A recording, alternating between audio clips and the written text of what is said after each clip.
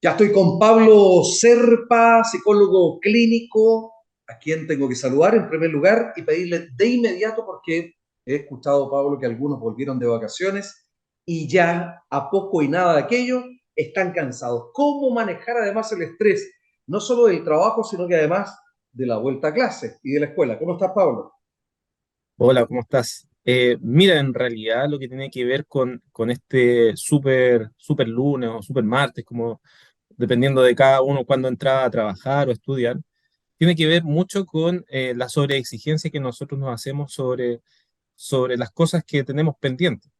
Tenemos que tener claro que no podemos hacer todo o todo lo que planificamos en un solo día y bajar las expectativas. Eso significa entender que nuestro ritmo de vida venía de unas vacaciones una orden de tiempo un tanto desordenada y ahora tenemos que tener la paciencia de que eso debe ir acomodándose con el tiempo. También es importante no presionar a nuestras parejas o a nuestros hijos para que cumplan con el orden que nosotros pensamos que es real o el que es necesario. Esto de tener una rutina finalmente es para simplificarnos la vida, no es para hacernos sufrir más. En ese sentido, eh, fueron muy sabias las personas años antes, en donde planificaban su día en tres tramos: 8 horas para descansar, 8 horas para trabajar y 8 horas para descansar y tener ocio. Finalmente el ocio es el que es la madre de toda de todo lo que podemos llegar a crear incluso. Sí, amo el ocio y soy alguien que propugna el mismo, pero no siempre se puede, Pablo, porque eso de fraccionar el día en tres, que a la larga nos dan 24, claro, hoy día hay muchos, y a propósito de la pandemia, el trabajo telemático, hay legislación, sí, sin duda, pero hay quienes ya las 8 horas aumentaron, lo primero, porque tienen que estar disponibles de alguna manera a los requerimientos vía WhatsApp, por ejemplo. Ahora, esto tiene que ver con qué en definitiva, porque hay exigencia, por ejemplo, de nuestros superiores. ¿Tiene que ver con esa relación o fundamentalmente con nosotros mismos? Mire, yo creo que es una situación, un escenario que de alguna manera tiene dos responsables.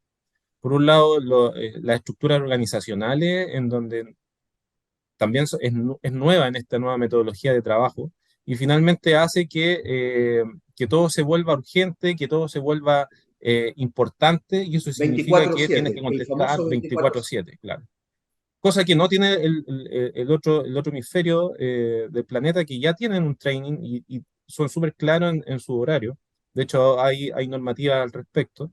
Y también podemos decir que nosotros, como la idiosincrasia del chileno, es un tanto poco prolija en el orden o en la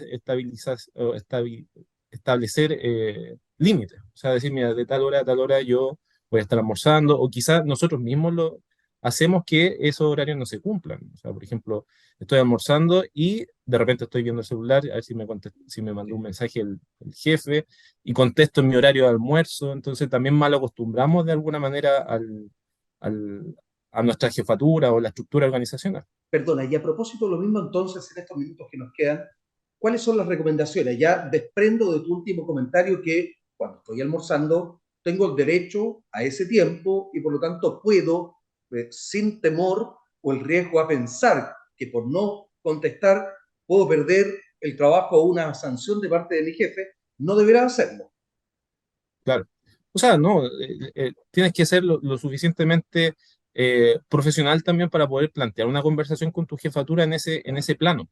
O sea, el poder llegar a ciertos acuerdos en donde, si bien es cierto, el teletrabajo ha sido una gran herramienta para muchos en esta idea de estar entre la casa y el trabajo y poder hacer algunas cosas que antes no podías hacer, eh, también se transforma en una carga.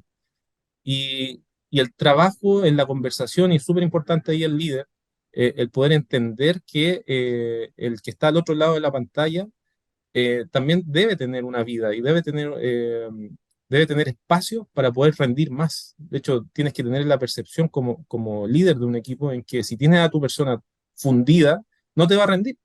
Entonces, el poder tener este espacio también de ocio, que insisto, lo tienen muy establecido el área, o sea, el mundo anglosajón y europeo, porque entendieron desde hace mucho tiempo que esa es la cuna de la productividad finalmente. A nosotros se nos Perdona, ocurren las cosas no en el trabajo, sino que se nos ocurren las cosas cuando estamos caminando, cuando estamos en otros espacios de nuestras vidas. nos debe quedar un minuto, pero quiero marcar el acento y diferenciar los dos conceptos. Porque cuando hablamos de superiores podemos pensar en jefes y en líderes. Y hay una Abismal. distancia abrumadora entre uno y otro. Abrumadora, sí. Sí, ahí hay le diste en el clavo. El líder es aquel que eh, hace que el equipo finalmente perciba en él una posibilidad para mí de poder crecer.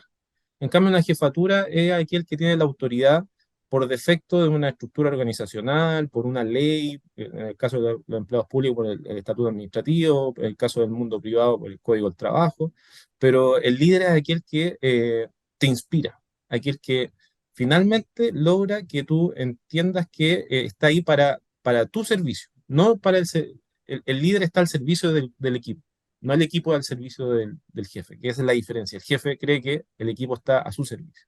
30 segundos para cerrar, Pablo. Y cuando hablamos del colegio, porque también aquí involucremos a los estudiantes, las y los estudiantes que unas vacaciones largas, pero llegan y ya están cansados. Sí. Mira, finalmente el colegio también, un poco escuchar a los chicos cuáles son sus preocupaciones al llegar al colegio. Eh, los papás a veces estamos metidos también en nuestro trabajo, en esta conversación que estábamos sosteniendo sobre cómo planteo mis cosas con mi jefatura, y se nos olvida que tenemos a nuestro niño en la pieza, angustiado también por tratar de cumplir, por cumplir también nuestros deseos como queríamos nosotros que ellos rindan en el colegio. Y, y también ordenar el día para comer adecuadamente, dormir adecuadamente y tener espacios de estudio y de ocio también, Muy ¿ya? bien, muy bien. Yo creo Pablo, que eso es importante para los niños.